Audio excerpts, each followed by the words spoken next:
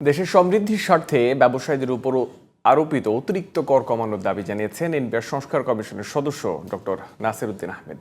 অন্যদিকে মাসে একবার হলেও জনগণের এনবিআর সর্বশেষ তথ্য জানানোর পরামর্শ দিয়েছেন সাবেক চেয়ারম্যান আব্দুল মজিদ। সোমবার ঢাকায় এক গোল টিভির আলোচনায় এসব কথা বলেন তারা। এছাড়া রাজস্ব ব্যয়ে স্বচ্ছতা নিশ্চিতের আহ্বান জানিয়েছেন আলোচকরা। নাইম কামালের রিপোর্ট। সোমবার দুপুরে এনবিআর এর সংস্কার নিয়ে ঢাকায় গোলটেবিল বৈঠকের আয়োজন করে আইসিএবি ইআরএফ। আলোচনায় অংশ নিয়ে মাসে একবার হলেও কৌশল পরিবর্তনের সর্বশেষ তথ্য জানাতে এনবিআরকে পরামর্শ দেন সাবেক চেয়ারম্যান ডক্টর মোহাম্মদ আব্দুল মজিদ।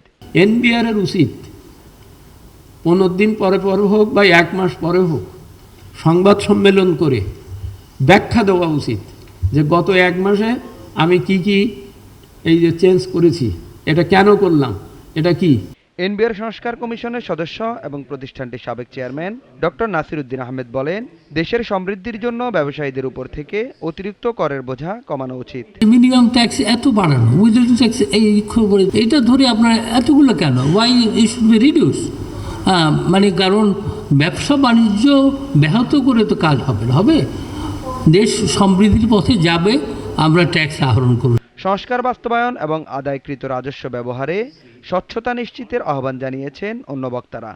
যে ট্যাক্স দিচ্ছে, লাইক তার ট্যাক্স হলো 10 crore, সে অ্যাডভান্স ট্যাক্স পে করেছে 15 crore, বাকি 5 crore কিন্তু সে রিফান্ডটা এনশিওর করতে পারছে না।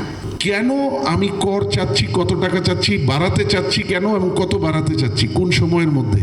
তার মানে ওই ব্যবহারের জায়গাটা যদি ঠিক না হয়, এই যে রিফর্ম যেগুলো হবে 1 বছর পরেই ভেঙে পড়বে। লং টার্ম ইনভেস্টমেন্টের জন্য tax is very very important, যে এটা মোবিলাইজ করতে হবে আমার জনগণের জন্য। এইটা কারণ দিন শেষে আপনারা লাভবান হচ্ছে না, দিন শেষে আপনারা ক্ষতিগ্রস্ত হচ্ছে, এইটা আপনাদের বুঝাইতে পারতে হবে।